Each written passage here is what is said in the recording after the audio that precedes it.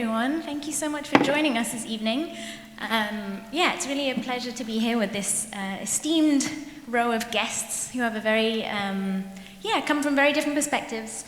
I'm not going to do a whole run-through of biographies just because there's many of them, and I want to make the most of the time to talk about the topic of the panel, which is artificial intelligence and literature and the effect that stories have had on developing technology today.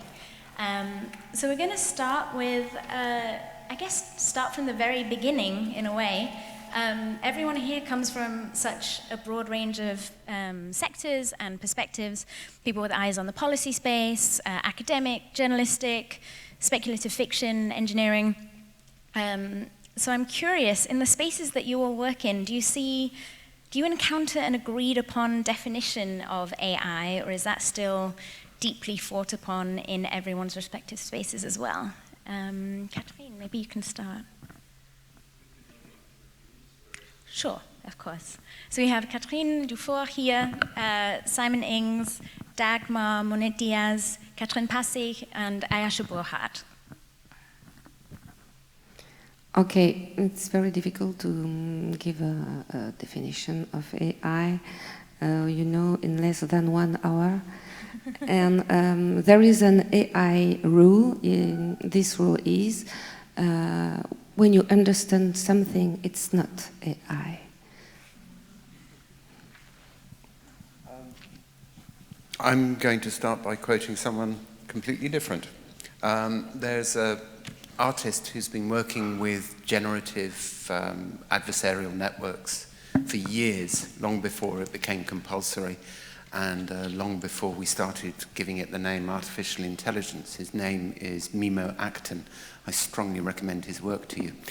And I was at a panel in which he lost it in the most magnificent way and said, the next person to say the AI, I'm going to strangle a kitten. Because it distracted him beyond all measure that we personalize this technology, that we embody it even before we've managed to embody it in our technology, in our substrate. We're embodying it in our rhetoric as if it is a thing, and then we try and establish a human relation to that thing. I don't think that anyone who says that they know what AI is has a clue. So yes, we can agree on not knowing. We do. I think that's good. This has been part of my research in the last few years, coming up with a definition of AI. And it is not an easy task. So there are a lot of different definitions in all these 6 decades, which is how old the field of AI is. And there is no an agreed upon definition. So a lot of different researchers and academicians define AI depending on the perspective they work on, depending on the research projects they have, depending on what has already been solved or not. And it is very difficult not only to come to a definition, but also to agree on the need of having a definition.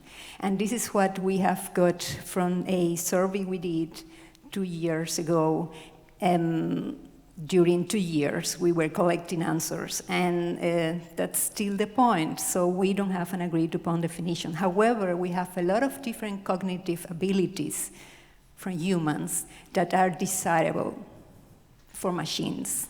And some of them have to do with adapting to the environment. A machine or an animal or a human adapts to the environment and also learn about or having also past experiences. It's reasoned, or she or he reasons about the world, and sometimes with limited resources. And this is all around that. So adapting, reaching goals, reasoning, learning. So there is some agreement on what capabilities may be important when defining intelligence, but when you want to have a definition, it is very, very strongly depending on which is the area you research on or which is the perspective. So a philosopher will have a definition, the mathematician, a different definition, and also depending on geographical situation of the institute or universities or research centers. So it is not an easy task.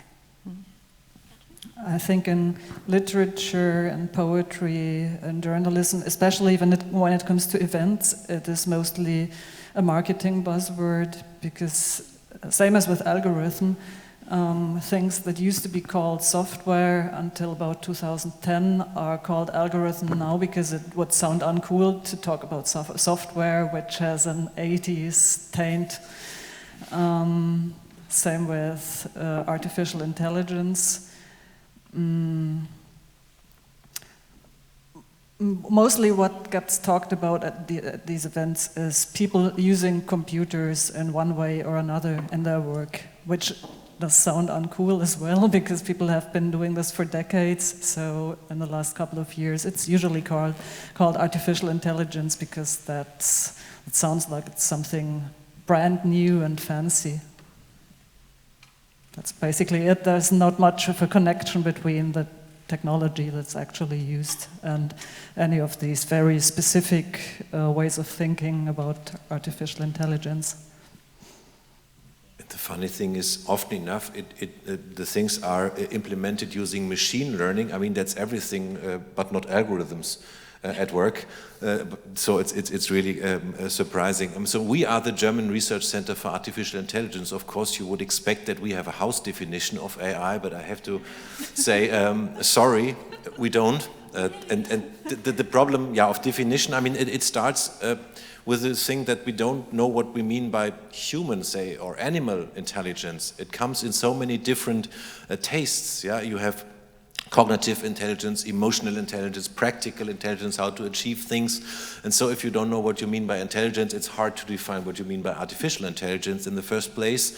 So therefore we don't have it, and I think we don't need it. If you want to do it really short, then I say we try to simulate human cognition, motion also, and emotion on machines. And the funny thing is, when you see a television program on AI, then you see like a robot running through the woods, and then I ask myself, I mean, running through the woods was nothing that I would have, I mean, termed intelligent when you ask me, right? But that's the usual imagery that you would see there. So yeah, sorry, I cannot help.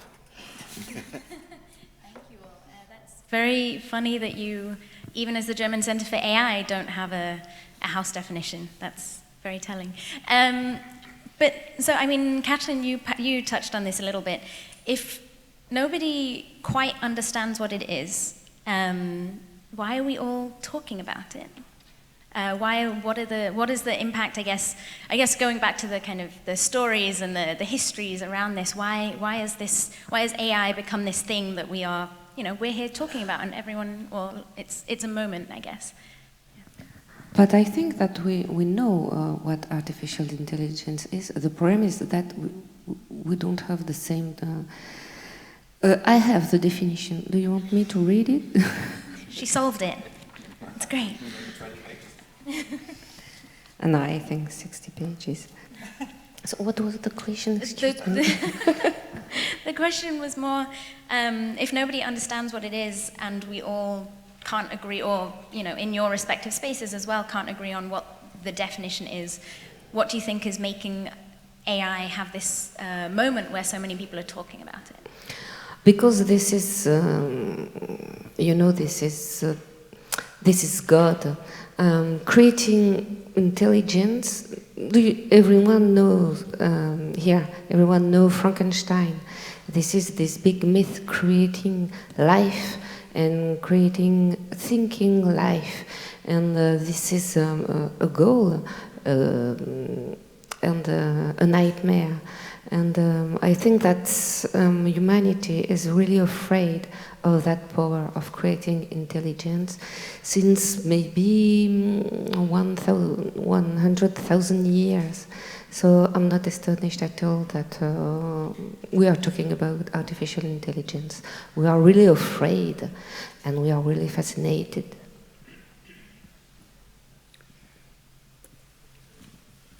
The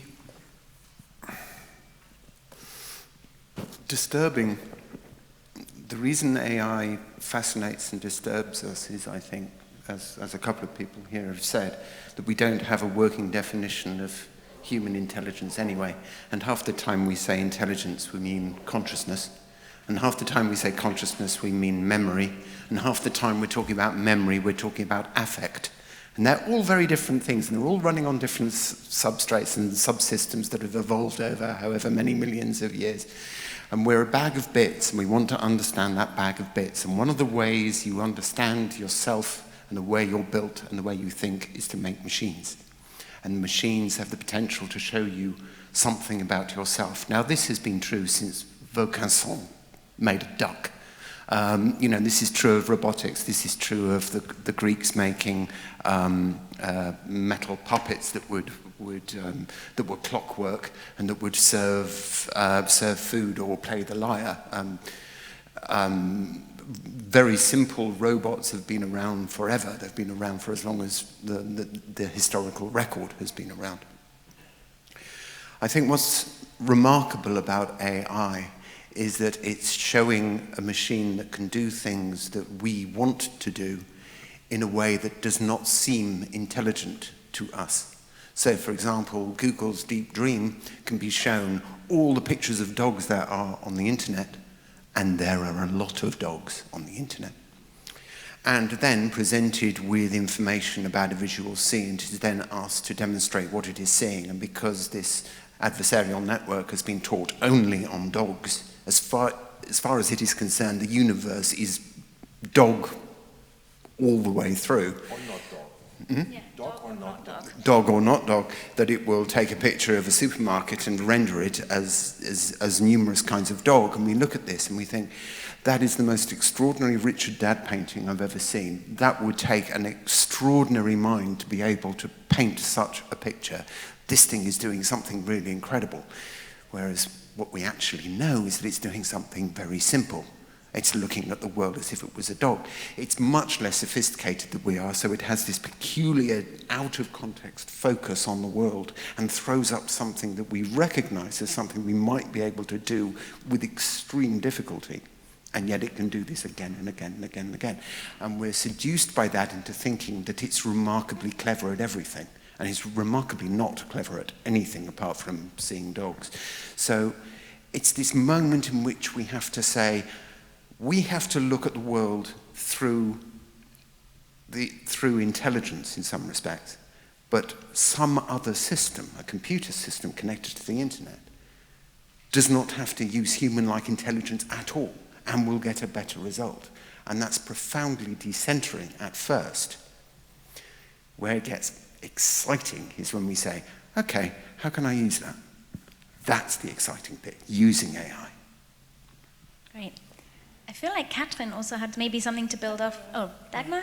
Yes, I wanted to add something very important. I think it is very important, and it is that AI is having a big momentum now because of a lot of reasons, but four of the more important ones are that the computing capacity we have now has evolved, and we have the opportunity to do computations, and the development of the hardware has been speeding in the last years. This is one of the reasons. The second one, we have in the last decade, 2 decades at most, a lot of data from the social networks, from a lot of internet companies that are getting pictures, comments, posts, etc., and with a lot of data and really speedy computations, you then can work with your algorithms and obtain results. A lot of algorithms that are used now, they are not new. They are decades old. However, we have now the possibility to get results faster. And then, the third one, we can have the possibility to improve those algorithms. The fourth one, we have now the possibility to share knowledge in an easy way. So a lot of algorithms and research is put online it is shared. So we have open source publications, research projects, programs, also code. So a lot of people can also take this and improve these algorithms and work on that. And with more data, then you can improve the algorithm, and it is a cycle. This cycle, of course, allows to have better results in some areas. We have been getting in the last years, and the media, how it covers those results, have been also very important. So now the public is more aware of what is happening in research. So we have AI not only in the lab at the university, we have now AI in a lot of companies, a lot of people have AI in their pockets, and it is now very common to talk about AI. This is important because we have to inform the public also about what research is. And a lot of responsibility comes also from researchers. How do I sell the research I am doing? And how the media perceive that, put that in some narrative, and how the people understand that it is something that it is not in our hands anymore. So a lot of people think, yeah, with these results, then we will have robots that will take my job in 20 years and they will exterminate humans. So it starts to dream, to imagine a possible future that it's maybe not near. We maybe can or won't have these possibilities or solutions or future imagined as it is, but it is what the people think about that. So this momentum from the point of view of research is accompanied by a dreaming and thinking about AI that most of the times is not AI and it's not the right way, or what maybe is not decidable, but we have it. So one of the goals should be to educate the public in what AI is and not. And there, researchers and academicians and so academia and industry have should play a very important role. I think part of the problem is actually with journalism, as you implied, but it's not only journalists, it's researchers as well, who are creating weird narratives around artificial intelligence. You've probably all seen the Boston Robotics videos with the robots opening the door, implying they're escaping from the lab to kill humanity. All their videos have this sinister story that's somewhere in the background. And I think I have an hypothesis for why that is, why researchers are complicit in telling these strange and not quite I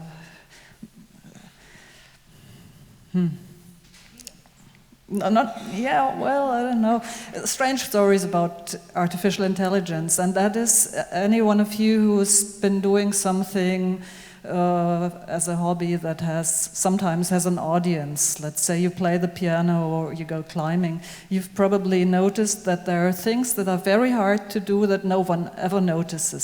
So you put in years of practice, no one ever notices what you did. And then there's the showy things that are really fairly easy. Everyone can learn to do them in 3 days.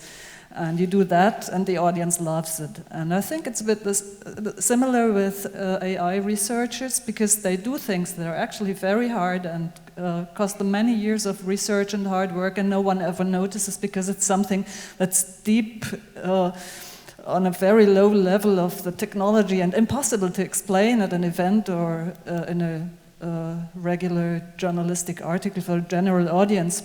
So you need to do something that looks great, which is usually either robots shaking hands with politicians or those pictures of robots switching switches on panels somewhere in something that's supposed to be a factory or whatever, with hands, with actually quite complicated hands. There's absolutely no reason why they would have to do that, because these are two digital systems.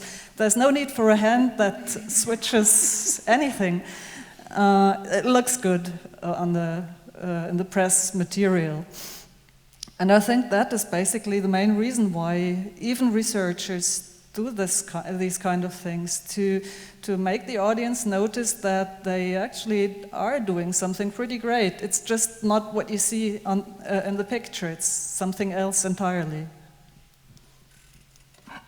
We know these robots from Kraftwerk concerts from the early 80s, right? When they were standing on stage and operating the keyboards.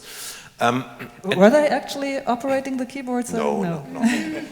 I think there is one important distinction that you've talked around, if you wish, but we haven't mentioned it, and we know it, but maybe some people in the audience don't, and this is the distinction between weak and strong AI. The dream, Frankenstein and so on, that is strong AI, that is a human-like general artificial intelligence that can solve all problems, that gets consciousness, and eventually, I mean, sends the people from this planet because it understands that we are the problem of the planet, the killer robots. This is science fiction, right? And if you delete the fiction part, now if you talk about science, then we are in the realm of weak AI. Right? This is the machine that can play Go, this is IBM Watson, this is Google Translate or DeepL or what have you. These are those things that are trained for a very specific task that sometimes they can find tumors in MRT scans better than humans, right? But these are the absolutely, I mean, in German we call it Fachidiot, yeah, I mean, these are really idiot experts on one particular thing they are engineered for, and you cannot stick them together and have something like a half human or so, and that's the thing, but people often confuse the dream with the breakthroughs that we've seen in recent years. Is not the dream, but these separate things. And I gave an interview this morning on the radio, and I told them it's so hard for a human to grasp that there is a machine out there in the world that can translate text, I mean, almost without making any errors for simple English to German translations, but it doesn't understand anything about what it translates. It can say, das ist ein Apfel, this is an apple, but you cannot ask how does an apple smell, what does an apple cost, what do you do with an apple.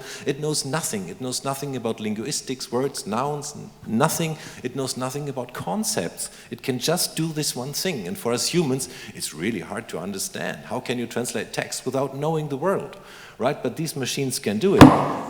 Yeah, really, you see how disturbing this thought is. And the very next thing, from my perspective, from language technology, the next harder thing you could say is providing a summary, an automatic summary of a text. It's much, much, much harder when you want to do translation in a simplistic way, right? Then you can go sentence by sentence and learn which words go into which words and what to do with adjectives and nouns and derivation and so on. But you can learn it basically looking at single sentences, and it works. Depending, I mean, from Finnish to Hungarian, it doesn't work that well, but for other languages it works. But if you want to summarize a text, I mean, you have to understand what is relevant in this text. What does my audience know? What is the news? What is given knowledge in this text to understand how to summarize it? And you won't see any automatic summarization these days because we don't have it, right? It's so... Do we have it? Except in sports reporting, because it's incredibly narrow. Yeah, you do this. Yeah, okay, you do this from a database, and then you can spit out some kind of news articles. This works. Robot journalism, that's out there. But I mean, really, and you must not start in a summarization with. She recommended stronger economic, threats on China or so, because you cannot start a text with she. Right? If you just pick out relevant sense, you have to do much more to make it understandable for people, and this is what machines cannot do these days, right? So you see the... I just, today, I didn't read the actual paper, but I read the abstract, and it said, blah, blah, blah, in this paper we're doing this and that, and the last sentence of the abstract was, this abstract, it was about summarizing software. This abstract was generated by the software we're writing about, so, okay, maybe it was a cheap trick, I didn't read the paper. Find cases where it works. Well, this is Transformer, isn't it, that we were talking about backstage. It is possible, the predictive text on your phone works on a sort of almost letter-by-letter basis, phoneme-by-phoneme basis to guess the word that you're going to use on the basis of the words that you've used before. Now, it is possible with a certain amount of looping programming to do the same on a sentence level and even a paragraph level. And if you can stuff enough literature into the system, then it can start to come up with entire paragraphs that are almost right in the light of the paragraph that preceded them. And I've been editing a collection of short stories, and I ran the first paragraph of Isaac Asimov's wonderful short story, Liar, through this network, and came up with a second paragraph which I think is a much more promising story than Asimov's masterpiece. But it's significant that that story is one extra paragraph which has promise, which then I could use. It doesn't end the story. It's not anything of itself, because how can the machine lacks the human context, which was the point of putting pen to paper in the first place. I heard your interview on the radio today, and you said that you think it would be easy for very trivial genres. And I don't actually think that is the case, because sorry, is that trivial genres of fiction to be written? Of fiction, and I think these are actually more difficult to write, because they're usually plot-driven, very much plot-driven. And the plot is probably the hardest part to get right. So if you're doing something very highbrow, very intellectual, that has no plot at all and is all style, that will probably be easier, I think. Just lots of long words. Yeah, I mean, you're right, as always. When you look at definitions and generalizations, I mean, then you easily are wrong sooner or later. I mean, what I've seen is, for example, these simplistic dialogues in soap operas. I mean, and you train a system on some particular soap opera. Oh, tonight we are meeting Jim. Oh, not Jim again, and so on. These kinds of dialogues that work fairly well, that come out kind of convincing, but you don't have any plot, basically. Right? It goes really from sentence to sentence, and then there's an advertisement, and then, I mean, the same dialogue again. So, I mean, this kind of works, but I mean, you've mentioned it, we don't have control, right? You can trigger these systems and then they run, but you don't, I mean, you're not in any kind of controlling or feeding the input. You just have to look at the output and see whether you can use it or not, right? I mean, I said this morning, it's like this old the thought experiments when you take, I mean, an infinite number of monkeys that would get mechanical typewriters, like it's a thought experiment from the 1920s. They would just write on these typewriters. I mean, one of them would write Romeo and Juliet, and the other one would write the German Basic Law, and somebody else, yeah. I mean, but the problem is finding these pieces of art among all the kinds of trashy output that comes out of these monkeys using these typewriters. And then you as an artist, of course, you can go. The same happens also with music pieces. I mean, we've seen Mahler's symphony has been ended by a machine, but then a human has to come and select from all these possible endings the one that works. Yeah. This is true of mathematics as well. I noticed that Marcus de Sautoy is coming towards the end of this program, the end of this festival, and I was interviewing him a couple of weeks ago, and he was saying that the automated generation of mathematical proofs scared him at first, because he thought that as a mathematician then his job was kind of over, because it's such an abstract field, mathematics, that you don't need a lot of human context, or so he thought. You don't need a lot of human context for the maths to mean something. So it's quite easy to imagine that the computer will come up with proofs and put him out of a job as a mathematician. And he said over the course of time he's realized that an awful lot of maths is both true and really boring. And he suddenly discovered that maths was a human, I mean, he knew it intellectually, but he suddenly came face to face with the fact that mathematics is part of a human cultural practice, and there's such a thing as boring maths, and the computer doesn't know the difference between the exciting bits and the boring bits. I think you all touch on a really interesting aspect of AI, particularly when it comes to stories or just when it's being built, and that is creativity. Dagmar, I wondered if you could talk about how, like, I guess in your, maybe to say a bit more about your survey and how creativity came up in the definitions of intelligence that you came across. Well, we took definitions from the literature, so we wanted to test to ask what researchers and people coming mainly from academia, what do they think about definitions that are already available. So we put definitions in two lists, definitions of artificial or machine intelligence and definitions of human intelligence, and we let them rate. And yes, I agree with that, or no, I am not so happy with that definition, and also to explain why. With the thoughts in mind to guess which is the boundary of the discourse now. So you don't agree with this definition, but why? Maybe something lacking that we need now to put in a definition. And creativity was one of the abilities or cognitive abilities. So being creative, coming up with solutions that don't exist in a creative way, was one aspect that could differentiate, or at the moment it does, machines from humans, and a lot of other cognitive abilities too. And this was very, very difficult because we used AI to try to understand what people wrote about AI. So we also used algorithms to try to understand and to try to parse the texts that were given us as answers. So we came up with more than 4,000 comments, and we tried to locate which is the discourse now, so which are the most common abilities that the people talk about, or maybe which should not be the cognitive abilities that should be included in the definition. And creativity was on the side. It is something that belongs to humans. Coming back to the discussion before, so we have a very, very intelligent machine that creates some text, new text, depending on what is available. And let's take Wikipedia or everything we already have on the internet, and we let this machine to access to this information very, very, very fast, and then to come up with a text.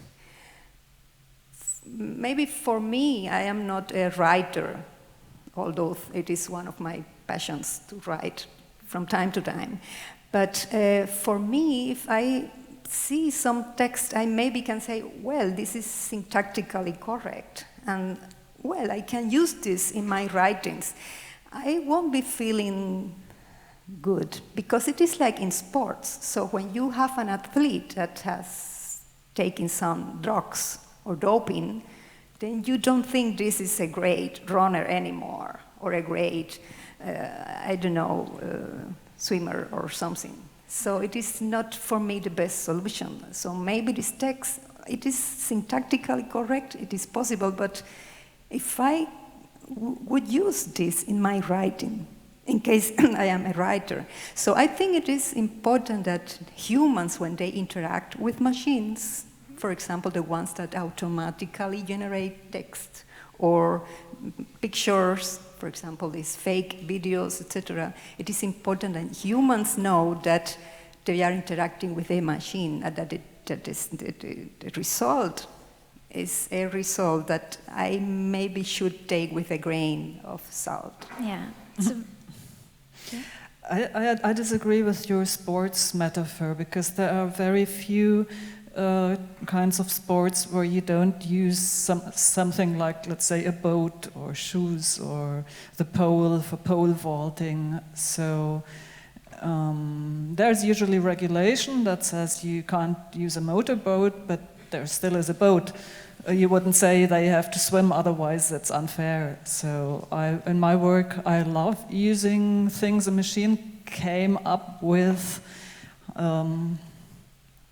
Didn't really come up with, because most of what I do has nothing to do with artificial intelligence. It's basically recombining bits of text in a different way, but I think that's pretty close to what authors are doing. I think most of human creativity is not that complicated. We take bits and combine them in a different way. A machine can do that easily. And but this is something, so supporting humans, it's one thing, and taking that as a news on the newspaper or using that for political reasons in that way. This is something else. So I believe this can help artists in a lot of ways, and I think this is great.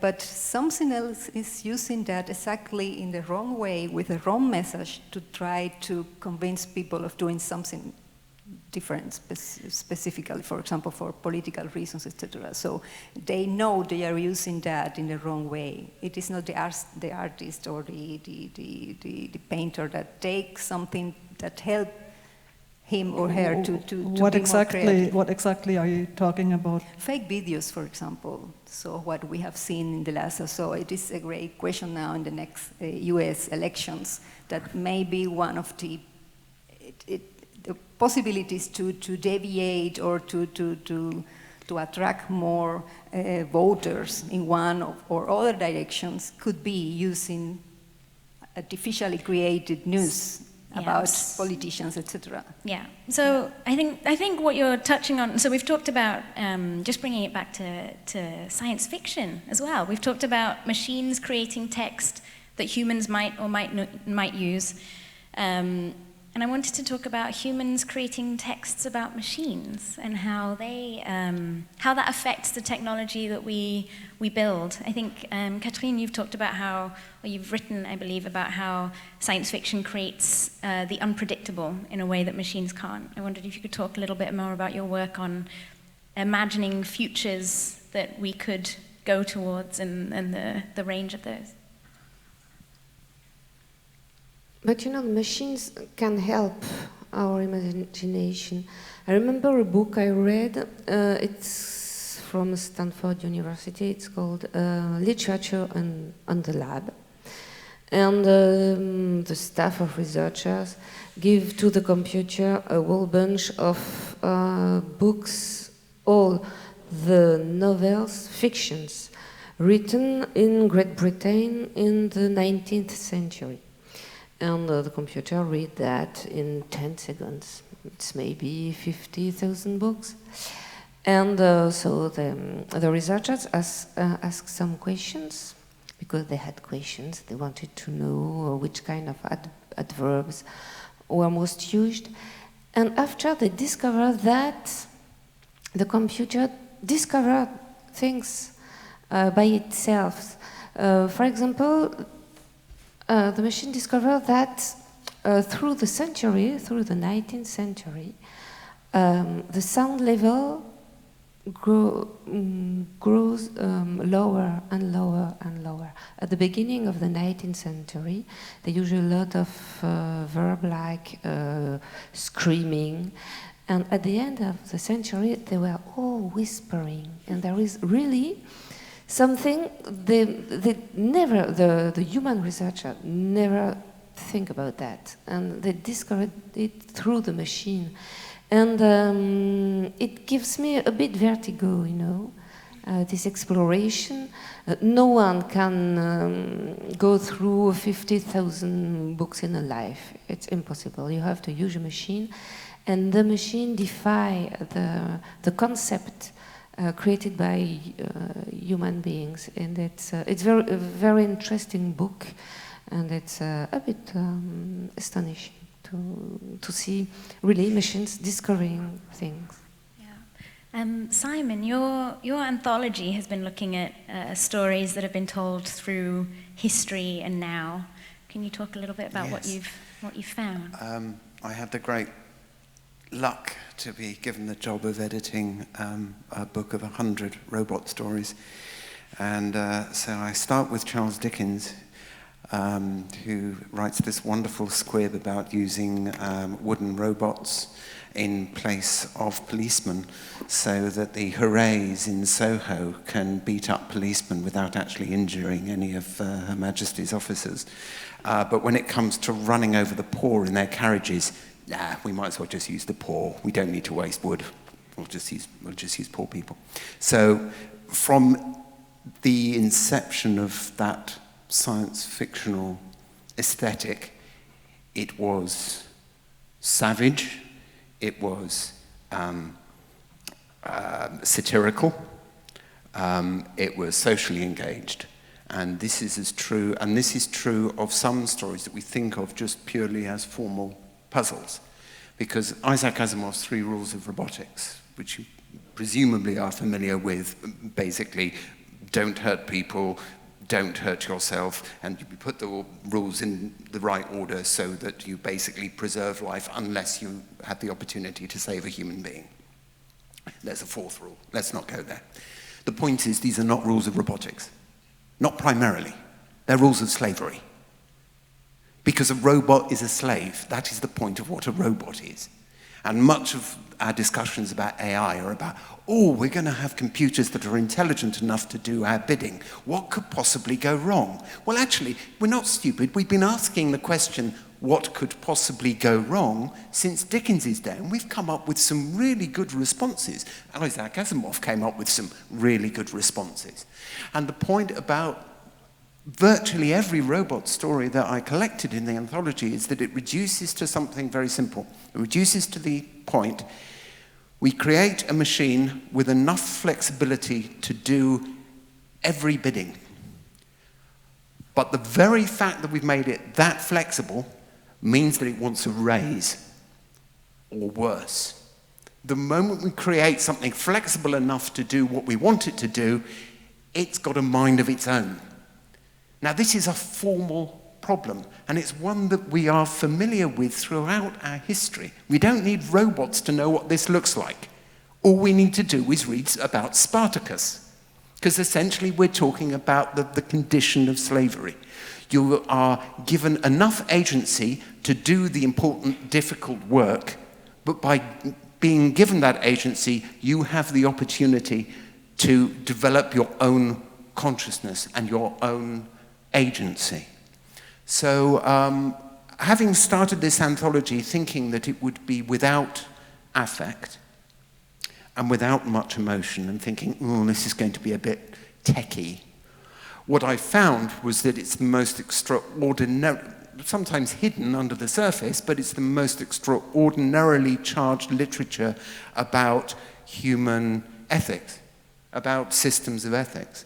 And just as machines can discover the new, which is extraordinary, and that's a wonderful example. I'd love to know more about that. The thing that a literature of robotics can do is to reveal the deeper questions underlying so many of our debates. And so much of what we're talking about is a reinvention of what we were talking about throughout our history, as we suddenly think, do we want to remain a slave-owning society? Do we want to become a slave-owning society? That's the question we're asking now with AI. Do we want to become a slave-owning society? No wonder the conversations are interesting. I mean, I think it helps to say what they're about and to be clear about what we're talking about. But, you know, I think the questions we're asking are good ones. I have to say, I find the slavery metaphor problematic in the way that slaves were and are still, human slavery is still a thing, humans.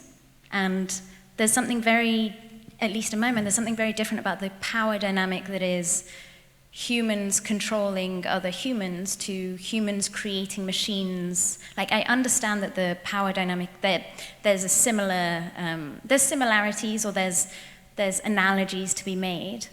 But yeah, I mean, it makes me wonder when you say it makes me wonder whose visions are we building? Like, in the examples that you gave, you said, do we want to be a slave-owning society?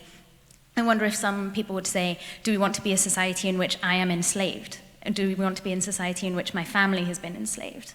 Like that perspective. Well, there are two things to that. First of all, that's what robot means. That's where the word comes from. I mean, it's rooted in the etymology. And the second thing is to say, human beings have been regimenting each other and using each other as machines since the year dot. You know, you only have to go to Verdun and read the accounts of the trenches to know what it looks like for human beings to treat other human beings like machines. And I think a lot of what we talk about, you know, a lot of robot behaviors in stories don't come from the machines because the machines don't exist yet. They come from people. Yeah. When we describe a robot, we're talking about what we're drawing from what we've already done from people. So if it's a discomforting thought, yeah, I agree. It's really discomforting. And I think we should be aware of the, the fire that we're playing with when we say, oh, well, if we build it out of metal, then we've got no ethical questions, no ethical challenges to answer. I mean, okay, here's a really easy ethical one. You've built a companion robot. I've got myself a companion robot. I've got myself a fembot. Let's cut to the jugular here. There.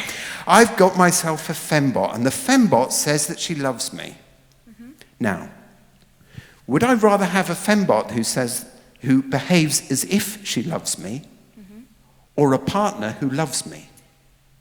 Now, generally people would say, oh, well, surely you'd want the real thing. What if I can't tell the difference? And what if I've spent so much time with machines that I can no longer tell the difference?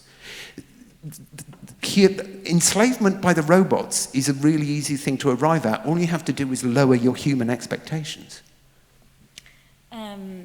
I feel like, I mean, this is maybe a cliche to say, but I think that's actually a Black Mirror episode. But, for reals. They're smart people. They are smart people, you're right.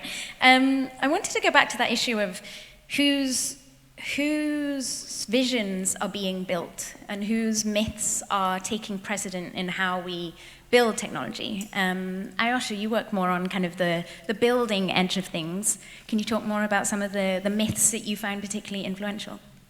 Yeah, I mean, this is the general thing we've discussed beforehand, that you talked about the AI. People usually come to us and they say, I need an AI in my company. I need an AI. They think it's a monolithic box that they could put in their company and that would answer all kinds of questions, and they think it would also ask all kinds of questions beforehand and then answer them, right?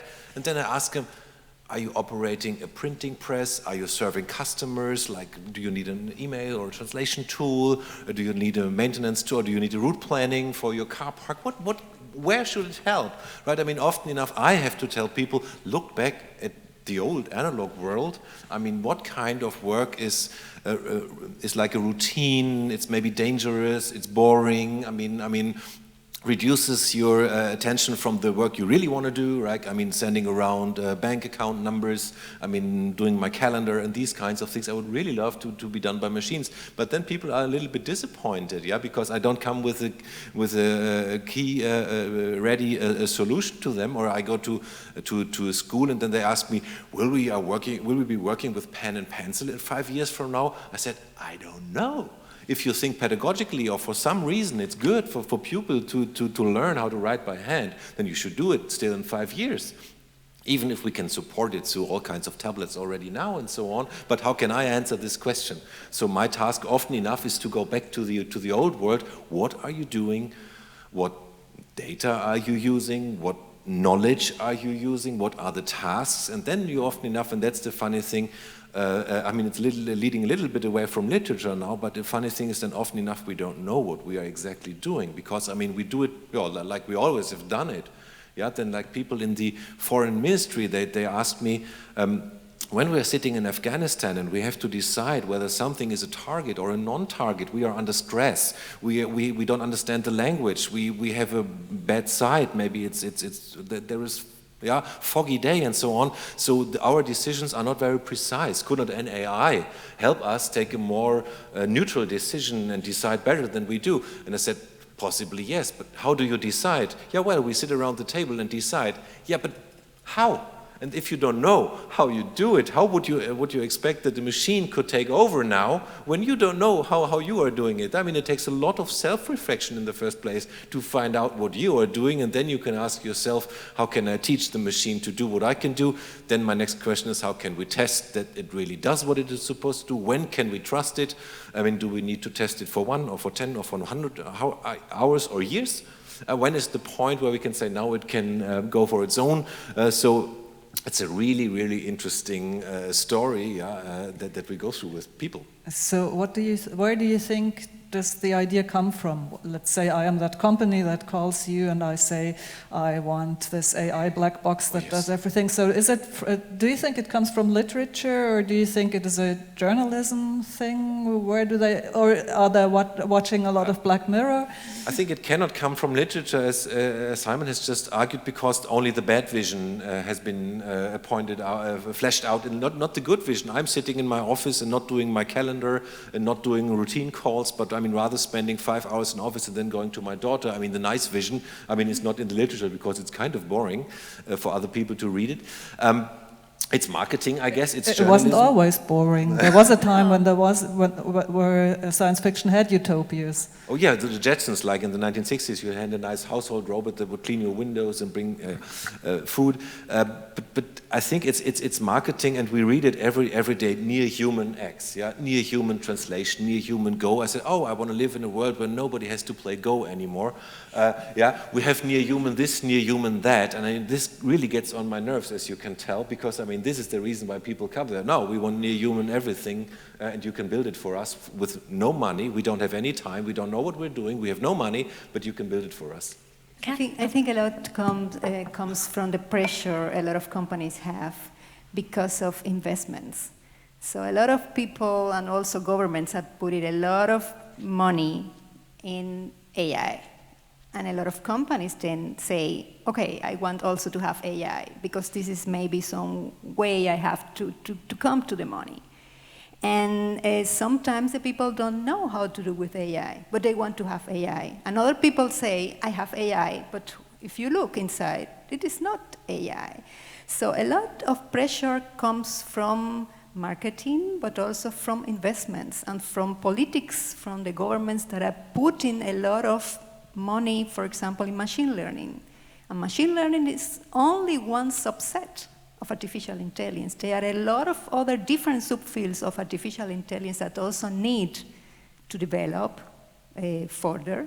However, they are not getting the money to do that. So when I see now how companies and how organizations and universities, etc., apply for projects, to come to the money, of course, to make investments, to develop, to buy maybe new machines, or to employ more people, or to reach different goals, and developing new products, etc., etc. This is with money. And at the end, the proposals are put in a way that maybe sounds the big thing of the universe. Yeah. And they get the money. And the investors put the money where the money can also bring more money. Yeah. So this is, I think, a pressure, but also something that a lot of, or some people are getting wrong, because it is a vast field that needs also development in all other areas. And as a consequence, then we have a public, the normal person or human, that is getting a vision of what AI is and what AI is not. Yeah. I wanted to ask, actually, to Catherine's question of where do you think this perception is coming? Where do you think it's coming from? This public misperception of what AI can and can't be? Well, me personally, I have no idea what goes on inside companies. I've been a freelancer all my life, so that is why I asked him. No, more, for example, with the public, or, more people that you come into contact with. Not books, I guess. Yeah.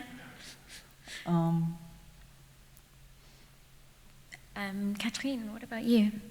Do you encounter much accurate understanding of what AI can and can't be, or is it more trying to talk people down from, like, in the similar way to what Aljoscha was describing? I would like to talk, because I had in my mind that I would like to talk about AI in literature, and to talk about a book I recommend. Maybe you know that book, it's Ada. It's written in 16 by Antoine Bello, B-A-L-L-O. Publisher is Gallimard. And Ada is an AI. Okay, the name Ada is coming from Ada Lovelace, because she was the first programmer in the world, first programmer ever, in 1843. But in this book, Ada is an AI. And the goal of Ada is to write a novel, a best-selling novel, more than 100,000 copies. And so Ada reads all the romances, 7,300 novels, romance, fiction, only romance. And Ada discovers that there is another way to sell a lot, and this way is sex. This is the bestseller of all time. So Ada writes a very strange book with, this is romance. There is a huge, beautiful princess. She falls in love with the gardener in her beautiful castle.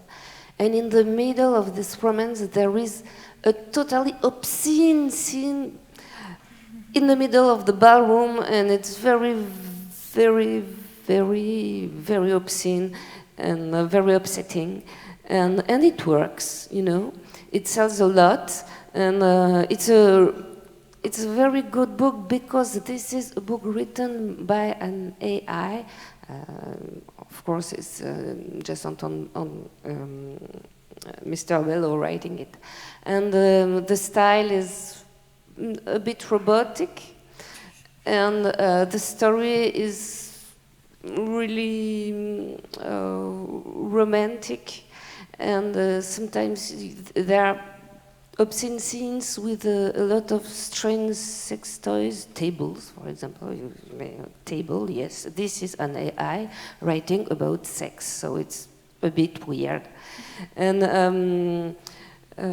really I recommend that book because you will feel like a robot talking about things you absolutely ignore, and it's a success to trying to get into the skin of an AI, if I can say so. Interesting. Yeah, I've noted that book down. Sounds like a very good I think it's translated in German and English. Interesting. So we have time for about a few more questions on our side, and then in about 10 minutes we'll go to the audience for questions. So please start thinking about your questions for this for the panel. I wanted to go back to something that we mentioned a little bit earlier around, I guess, the stories that are being told, fiction, who gets to tell those stories, and then the responsibility of either, I think for some of you, writing about AI in society and how that might influence kind of discourse, or the responsibility of building something that might be called AI in some scenes by some people. How do you all see your own responsibility in this space? I mean, acknowledging what Simon said about playing with fire and this being a difficult ethical set of issues, I guess. Maybe we can start with you, Aljoscha.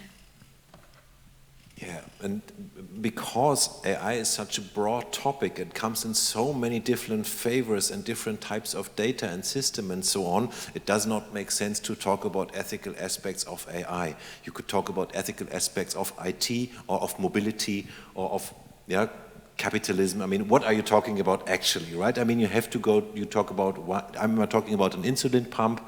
Am I talking about an autonomous car or about a book recommendation system but in Amazon, right? I mean, there can be societal aspects in a book, a recommendation system. We talk, if it only recommends bestsellers, they are selling good, people are happy, and it recommends bestsellers, again, people are buying them. I mean, like these filter bubbles, these, I mean, self-sustaining circles. I mean, it's not that that there's no danger, right? That people would only read bestsellers And then when Amazon starts writing their own or editing their own books, I mean, just like the way you mentioned, right? I mean, we know what people want to read these days, so we edit those books and we offer them, and people buy them, and we know more about people, and we can write better books for people. I mean, there is quite some danger also in a book recommendation. I didn't want to play this low, but you have to talk about it really by application or by task or so. That's why we don't have like a general ethics committee. But when we are in a certain project, like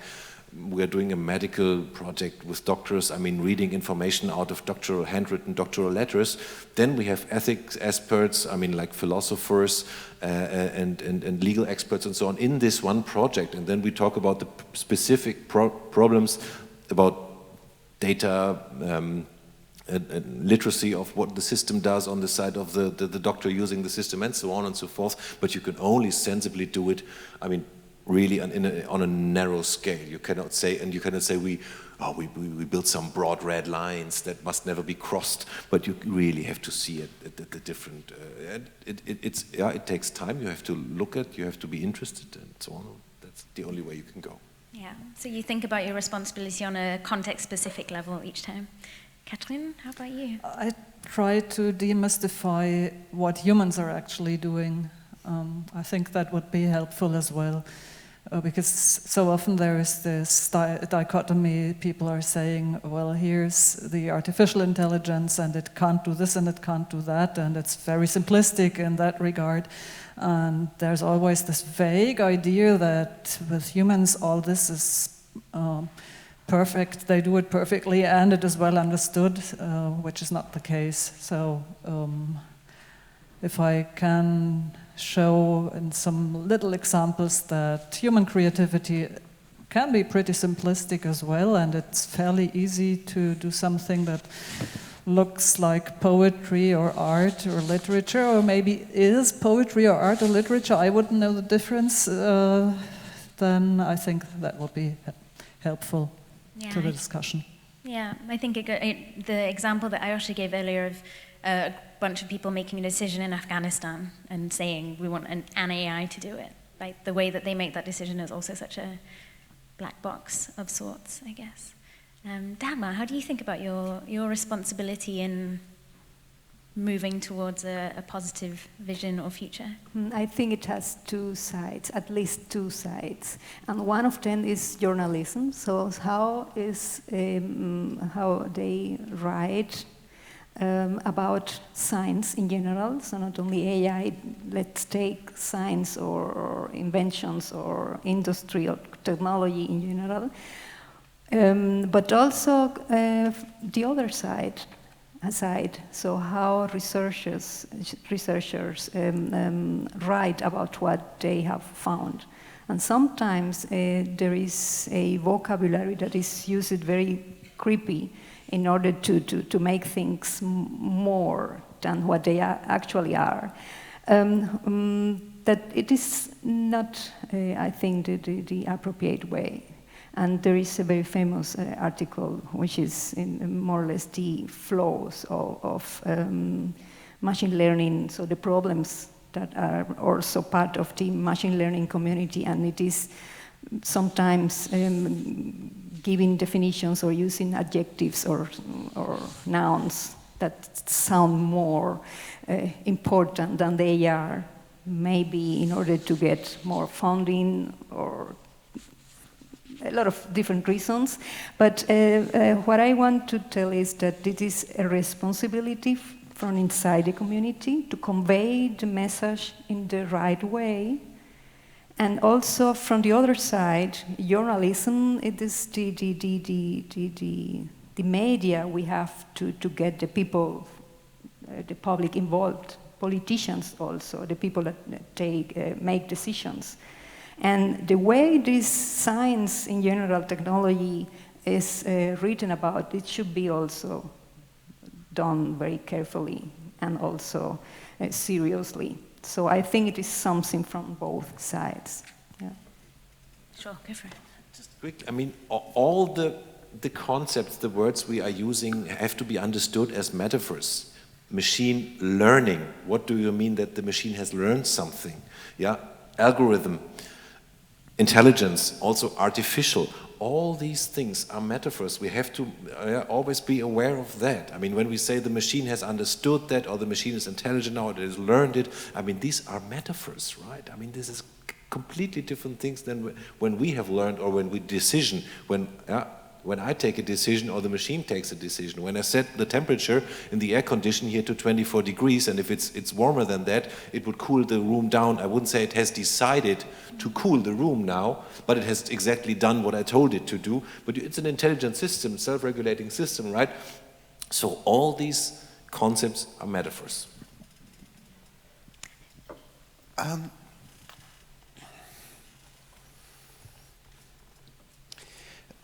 One of my favorite scenes in a movie of all time is Dr. Zhivago, in which our hero decides to write a poem, and he's in a snowy landscape. He's got virtually no food. He does seem, however, to have an infinite supply of foolscap, because he starts to write a poem and it goes wrong, and he tears it up and he throws the ball of paper away into a corner of the room.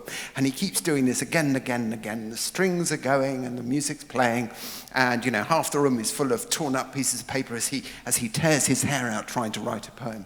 And it's the singularly most crass and ineffective and untrue description of human creativity I think I've ever seen committed to celluloid. Something that you said earlier on really hit the nail on the head for me, I think, which is that creativity is not that complicated. It's very easy to be creative if you want to create something boring. I can be creative and create a picture.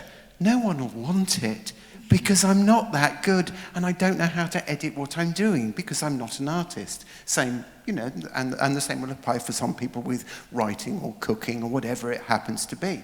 Human creativity is both the act of creation, the ability to take your foot off the brake, and the ability to put your foot on the brake and work out the level at which you work. Creativity is about driving with your foot on the brake all the time. That's why it's difficult. The great thing about AI is that it's shown us that our definitions of human creativity that we bandy about casually aren't good enough. And we have to come up with better definitions and a better understanding of what human creativity is. And I think in terms of, I don't think particularly from a creative point of view that a writer, say, has a social contract with an audience. Absolutely not. However, I think a social contract arises out of an aesthetic response to the truth, trying to tell the truth. I think AI gives us the fantastic opportunity to look again at what we're doing and learn how to tell truer stories about ourselves. Nice. Catherine? So I think we will stop having fear of AI when we will stop having fear of our own brain. I think that this fear of AI is really, it's just culpability. We are trying to, we have a strange brain. We are trying to understand concepts like eternity, like infinity, good and bad, with a brain designed for making the difference between a banana and an apple. And we all know that it's not always a success. We all know that the world outside is full of violence. This is not a fair world, and this is not a world. Maybe we are going in hell very, very quickly because of what we have done with our own brain. And I think we just have the fear to be overwhelmed by AI because we are not proud at all with all we did with our brains. So if we success in making a better world, I'm sure we will stop having fear of AI. Please. And some people say we also fear AI because of our higher intelligence, because we are treating the creatures with less intelligence than us so badly, right? Would you be a cow in this? Want to be a cow in this world, right? I'd quite happily be a cow, but I wouldn't want to be an ape. Only in India, right? Yeah, I wouldn't want to be a conspecific, because we got rid of most of the other intelligent species on Earth quite effectively. Thank you all for that discussion. There's so much more to dig into there. I'd love to talk more about the language and how I feel like we all said multiple times things like Aljoscha was mentioning of the AI would understand, or the technology sees, or the verbs that we use are so, I guess, indicative of the role that we're giving technology in our societies. But to be fair to the audience who have sat here and listened to us all, I'd like to open it up to questions from the audience. I think we have a couple of one microphone there, one question in the middle. Is there anyone else? We can take a stack at once. Okay, so maybe we go these two women first. Yeah, the one in the middle, and then we'll go over there.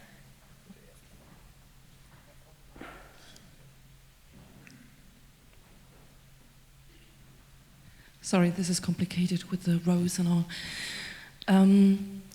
Kathrin Passig, when you said that creativity is not that complicated and machines could basically create poems, lyrics that rival those of human artists, I tend to agree, but at the same time, I felt like I would be disappointed to learn that it has been created by a machine and not a human brain. And I feel like there is a difference between intent of literature or art in general, how it's created, like where is the intent of the creator? Is there intent in creating a piece of art? And at the same time, there's another question combined with that. Where is meaning created? Is it created in the brain of the artist, or is meaning of a work of art created in the brain of the recipient, the reader? How do you feel about that? Well, usually we don't know all that much about the author's intent unless they are in talk shows all the time explaining it to us. But usually most of, I guess, what we read when we see a poem, we have no idea what the original intent was. I didn't quite say written by a machine because I don't believe in that kind of process with the human taking out of the process altogether. There's always humans involved. Usually when you read something about things written by machines, either the humans are hidden or hide themselves, in many cases it's bad journalism, and the headline will say, a machine wrote this and that, and if you look at the actual thing and what the creators say, then there was part of the text or part of the creative process was done by some sort of software, and another part was doing by humans. And usually, at least, the process of choosing some output and disregarding other output is done by humans. Same with poems. And I think we are not looking enough at this process of choosing. It's part of the human creative process. You write stuff down, you look at it, you say, nah, that's bad, and then you, like Simon described, you take a new, you start anew and try again. When you collaborate with software in some way, the same thing happens. It proposes something, some phrase or idea or structure of a poem, and you say, nah, not quite. And the only difference is that with the machine, it's a lot faster. You can say, oh, give me another 1,000 ideas or phrases or words. So I'm not sure, did that answer at least parts of your question? I feel like Aljoscha also had something to say, maybe. In kind of want to back this up or rephrase it maybe. I mean, you know the saying by the German poet Robert Gernhardt, who said writing a poem is 10% inspiration and 90% transpiration. I mean, this goes back to the throwing away those misleading pieces. But you talked about that we need a new definition of creativity. And just to give my stance on creativity, I think it's not only the product itself, right? I mean, when boys put the dirty bathtub in a museum, it wasn't about making a bathtub dirty. All of us can do it, right? But putting it in a museum and knowing how people would react in 1960, whenever that happened, I mean, this is the thing. Or when you start a poem like Dem Bürger fällt vom Spitzenkopf der Hut, maybe many people could come up with this line, but knowing what this means to people who are used to romantic, other kinds of poems, right? And this has to do with empathy, and the machines don't have it. Knowledge about the world, about that you can imagine what the consumers would do with this piece of art. I mean, that's all the machines don't have. They can basically replicate the past, or they can just randomly offer things. But as you said, I mean, it's us to understand what it might mean to the world. Can I add one more thing? When you said that you would be disappointed to learn that something was done by a machine, I think we have to be careful not to implicitly use the definition of art that says art is everything that has been hard to create. Someone has spent a lot of time doing it. It is a definition of art that I personally kind of sympathize with, because I am an idiot art-wise, and I tend to like things that look like someone spent weeks doing it, and I tend to like things that looked like they were done in 5 minutes, a bit less, but that's not really an art definition I would recommend to use. So try not to disregard things only because it doesn't feel like or it doesn't look like some human has sat there tearing out their hair, transpirating, whatever. Sweating. Thank you. Yeah. Do we have another question here? Yeah, I just quickly wanted to say it's interesting that some kind of implicit intent seems to be really important in the way we receive art. Like, I think it's why machine-written things and also anonymous things really fascinate us, like Elena Ferrante, that whole phenomenon, all of that. I'm not sure why, maybe the empathy thing, but it does seem to have some resonance that we think a human has made something. Or, yeah, my question actually was, actually, I had one more thing, which was just like a response, which is interesting that everyone is very fascinated by, and maybe if anyone wants to respond to this too, everyone is fascinated by the idea of a machine responding to something and then using that output, but, you know, there's so much human potential as well, but collaborative art is maybe something which is very much less regarded in today's society, and I guess that speaks to our individualism or something, but yeah, that was another thought I had. My question was, you were talking about things like the Google Dog Finder or Google Dog Output, I don't know what it's called, and things that crunch data and then produce something. And you were also talking about this idea of a general AI, or something which in some sense gets closer to humans in that it has some kind of emotion. I mean, I think this is what often fascinates us in AI or robot stories. I was going to ask, what data do you think an AI would have to crunch in order to best simulate human emotion? What would that AI look like? I mean, it's probably a very silly question. You're already going, puh. But I'm not sure if that's even a question that could be answered, but what would it look like? I think Simon wants to give it a go. I'd love to have a stab at this one. We've got the machine that can absolutely identify a human emotion. It's called Twitter. Actually, even better, it's called YouTube. YouTube is a better example, thinking about it. And YouTube is very good at homing in on terror. Now, it doesn't know that that's what it's doing, and the people who designed YouTube didn't set out to create a terror-finding machine. They created a machine to keep you watching videos. Now, it turns out that the reason you keep watching YouTube is because YouTube's got you so terrified that you can't tear your eyes away. And that is why we can't have good things. So the answer to your question is that we absolutely can design machines that can identify and capitalize upon and promote and promote is not quite the right word, but I'll have to do because I've run out of words, but promote certain emotional states. But it turns out that it's terror that's the easy one to spot, and we've yet to come up with a site that can create fellow feeling, charity, love, being nice to people. But, you know, there's enough data out there. It ought not to be beyond the wit of people and their machines to come up with such a machine. And I look forward to YouTube 2.0. That's my tuppence worth.